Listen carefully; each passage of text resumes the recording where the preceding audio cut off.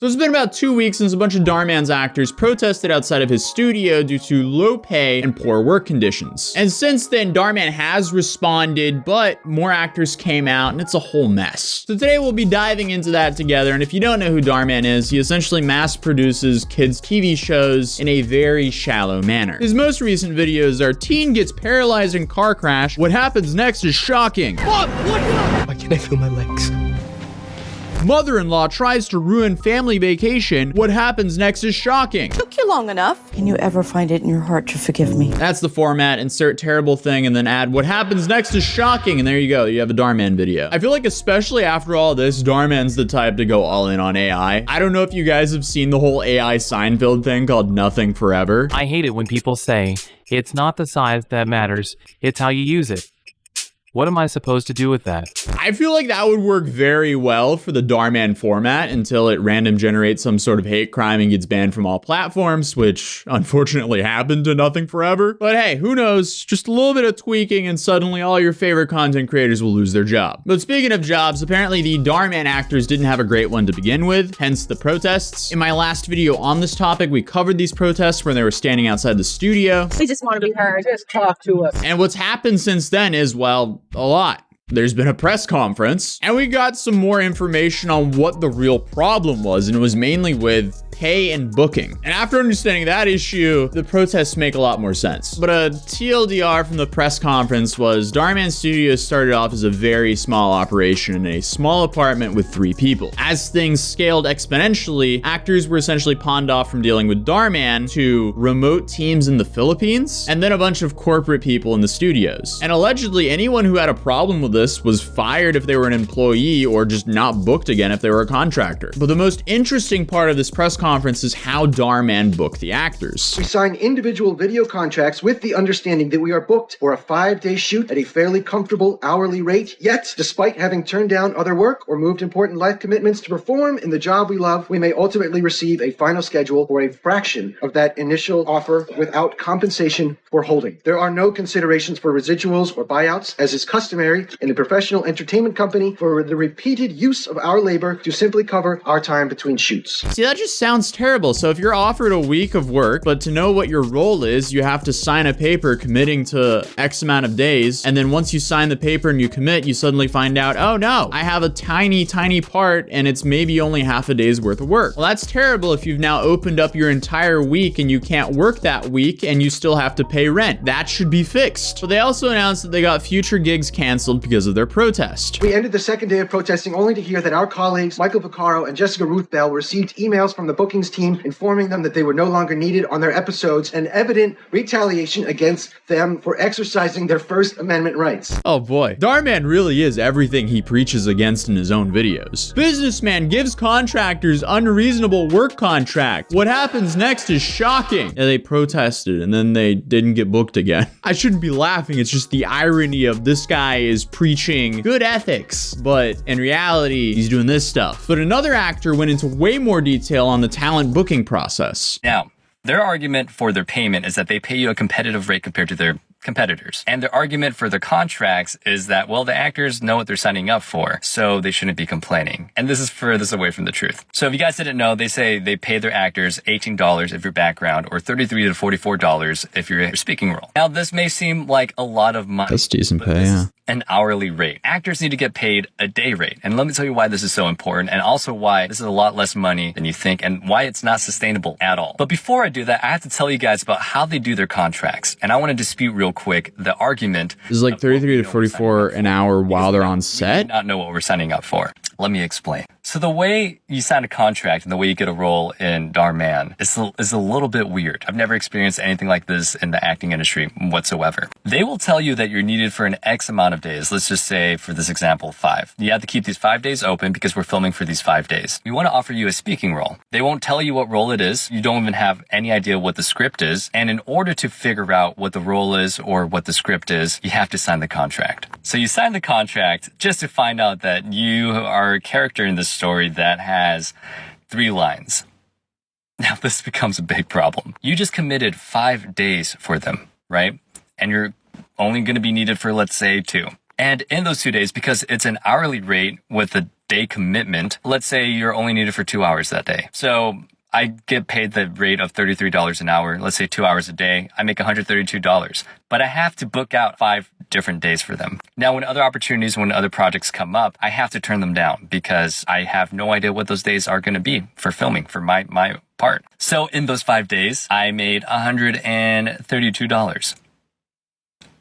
That's it. That's terrible. Wait, so he was paid like $33 an hour while he was actively being filmed on set? So all the time he was standing around, he wasn't getting paid? What? Is that normal? I swear, anytime I hear anything about being behind the scenes as an actor, it just sounds like a miserable experience. Especially in this stage, because this just seems like the absolute grind to try to get some sort of recognition to land a larger role, which I'm sure Dhar Mann is a great platform for because, I mean, millions of people see these videos. So I'm assuming a lot of these people want to sign up for these gigs and they get less paid because they're hoping this is an opportunity to be seen by someone else who might have a larger gig for them. But if Dhar Mann's taking full weeks of these people's time and only paying them for a handful of hours, fully understand the protests here. But the whole booking thing needs to be fixed. I feel like it's very reasonable to want to know what you're going to do before you commit. And Dhar Mann has responded in a few different ways. So he has essentially reposted videos defending him. And if you really boil down those videos, they kind of take it from the approach of,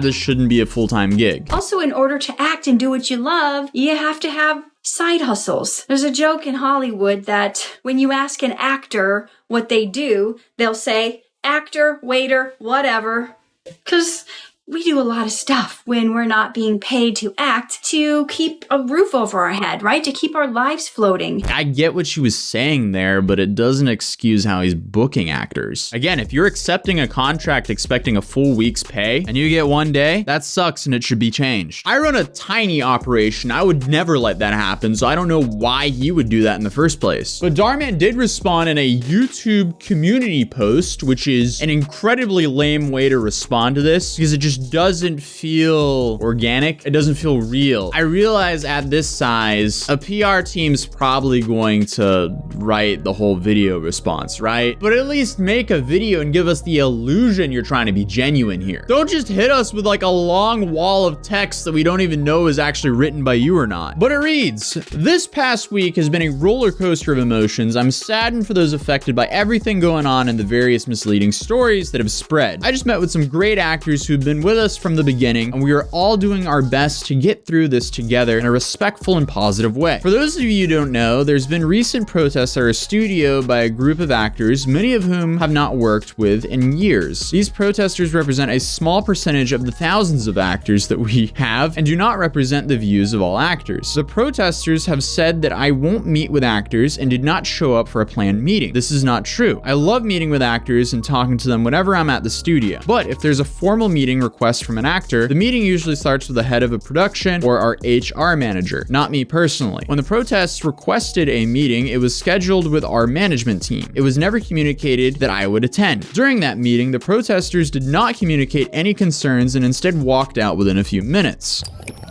Given the unsuccessful meeting, we asked them to put their concerns in writing so we could address them. Instead of doing that, they came to our studio to disrupt productions, causing stress to crew members and actors. Certain protesters even spread false information to hurt the studio, my family, and me. That's the reason why I have not met with these individuals. I would also like to address the misinformation being spread by protesters that we don't pay our actors. This is 100% not true. We always pay actors for any work they perform. We don't have any full-time actors. We offer project-based opportunities. This is a standard practice in the production and acting industry. All details, including pay rate and length of production, are specified in the offer letter, and the actor has freedom to accept or decline the project. If accepted, actors are paid within 72 hours of the production wraps. Our current rates for the actors with speaking roles are $33 to $44 an hour. While I'm taking the steps to stop the spread of misinformation, I do acknowledge that there's always opportunity for growth. So today, in my meeting with actors, we came up with ways to improve things such as more efficient booking systems, stronger communication, and more consistent consistent hours and pay. These changes are now in motion. My mission on why I started this channel has always been to spread positivity. Although this has been a challenging time, I'm never going to stop working towards that goal. I do ask, please stop with any negative comments, especially towards actors in regards of their views. I'm so thankful for all your love and support. Dhar Mann. Hey, I mean, it's good he said he now wants to fix the booking process, but it's a little bit sad it took a public protest to get him to do this. Meanwhile, it seems like the actors who stuck their neck out for the other ones won't be rewarded. From what I can tell, the actors who were protesting, they started their own channel called Good Works Productions. So hey, best of luck to them. It'll be interesting to see if this situation evolves any further or if this is the end of it. Yeah, they're going to need it because literally as I'm filming this video, it seems like Dhar Mann falsely struck down one of the main actors of the protests video promoting their new channel. And as of right now, it seems like her entire TikTok account has been deleted. And her last upload on TikTok was her complaining about getting false copyright strikes from Dhar Mann. Oh boy, this is escalating. Wait, where'd my video go? But what's that got to do with you? And Nathan, who we saw earlier, dropped more videos talking about his experience with Dhar Mann. 2, you're kind of suffering in silence because if you ever talked about this to other people, the fear is that you could be replaced. And that's what happened to me, and you could lose a job. And 3, this one has been more apparent than ever with all the recent allegations. There are so many actors out there that are sharing their experiences, but instead of addressing our concerns, he's telling us that we're wrong for having them. This is a classic method of manipulation called gaslighting. He's attempting to gaslight us and the audience into thinking that, well, the concerns that these actors are having are crazy, and they're crazy for having them, aka victim shaming. It does seem like everyone who's speaking out is getting the boot. I've been an actor for 5 years, and this was by far the worst experience I've had on any set, and it was a Dhar Mann set. In fact, this incident was so terrible that it actually caused my working relationship with Dhar Mann Studios to end. I was replaced, and then I was unfortunately ghosted. Yeah, that doesn't seem like a fun environment to work in. I'm worried this is going to have a bit of a Streisand effect for Dhar Mann if he is falsely copyright striking his actors for simply speaking up. It'll definitely be interesting to see where all this goes, but until then, I'll see you guys in the next video.